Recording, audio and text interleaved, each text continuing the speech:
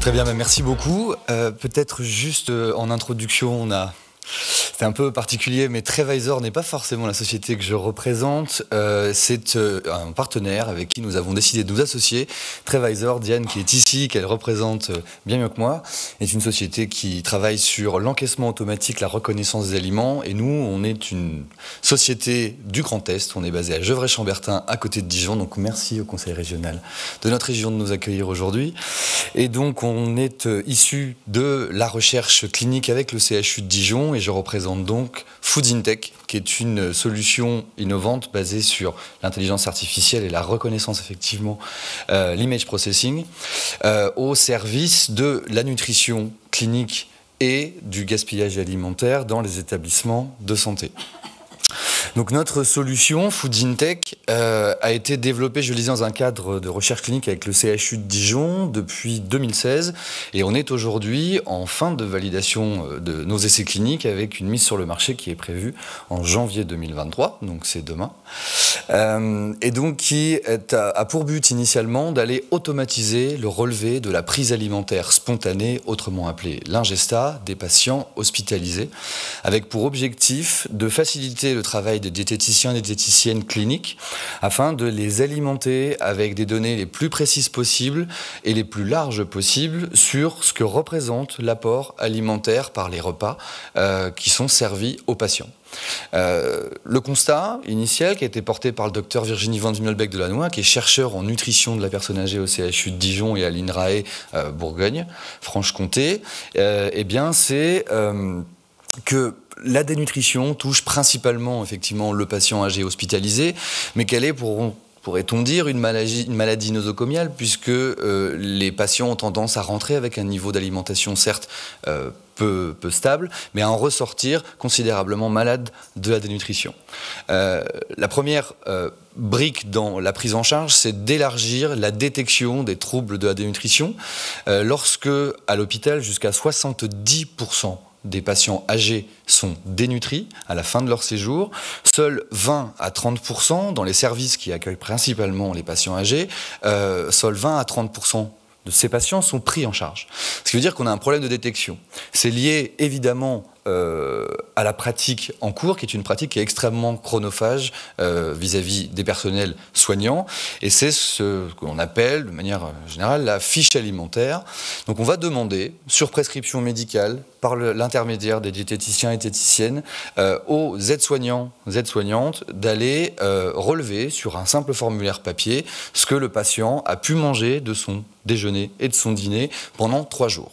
On est censé, si on a suffisamment de données, en tirer une tendance sur l'apport nutritionnel moyen journalier et derrière de pouvoir aller mesurer le niveau de dénutrition. C'est la mesure étiologique qui est recommandée par la HAS.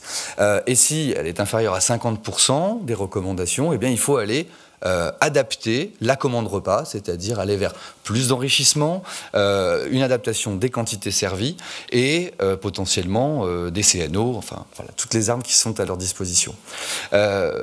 Ces données coûtent, je le disais, très cher à produire et à mesurer, donc Food-in-Tech vise à automatiser cela. Il s'agit de prendre en photo les plateaux repas qui sont servis aux patients avant et après leur consommation, et de pouvoir comparer, grâce à une intelligence artificielle qui a été éduquée à reconnaître les aliments et à en calculer la différence de portions entre 2 photos, eh bien d'établir ce qu'est l'ingesta, donc ce qui a été en capacité de consommer. Avec une intégration forte avec le système d'information, la commande repas, si elle est valorisée d'un point de vue nutritionnel, on connaît la valeur pour 100 grammes en nutriments, en macronutriments, et on est capable de valoriser nutritionnellement l'ingesta. D'autre part, si les patients ne consomment pas ce qui leur est servi, malheureusement tout cela va être jeté. Et donc on a une action positive également contre le gaspillage alimentaire, puisqu'on va pouvoir alimenter l'établissement, pardon pour le mauvais jeu de mots, avec des valeurs précises, plat par plat, de ce qui est consommé, et de pouvoir mieux agir en tenant compte d'une certaine enquête de satisfaction. Si ce n'est pas consommé, c'est potentiellement qu'il y a un problème de qualité ou que ce n'est pas servi au bon patient. Et donc d'aller agir pour réduire ce gaspillage alimentaire, notamment dans le contexte et les enjeux réglementaires de la loi Egalim. Voilà, donc aujourd'hui, nous sommes, je le disais, sur une mise sur le marché pour les établissements sanitaires. On a aujourd'hui un certain nombre d'établissements qui souhaitent expérimenter la solution. Ça demande effectivement de pouvoir former les personnels, de pouvoir s'intégrer à des pratiques, mais on va, et on en est convaincu, faire gagner beaucoup de temps aux aides-soignants, aux aides-soignantes qui aujourd'hui sont en souffrance parce qu'elles n'auront plus à aller remplir ces fiches alimentaires. Les diététiciens et diététiciennes aussi, où on manque de postes, qui seront alimentés en données plus précises et n'auront plus besoin de faire de l'arithmétique à calculer des ingestats et qui pourront, on l'espère, produire plus de soins au profit des patients. Suite à cela, donc on travaille aujourd'hui, on est aujourd'hui quasiment prêt à servir les EHPAD, puisqu'évidemment les personnes âgées sont aussi malheureusement malnutries ou dénutries dans les établissements d'hébergement.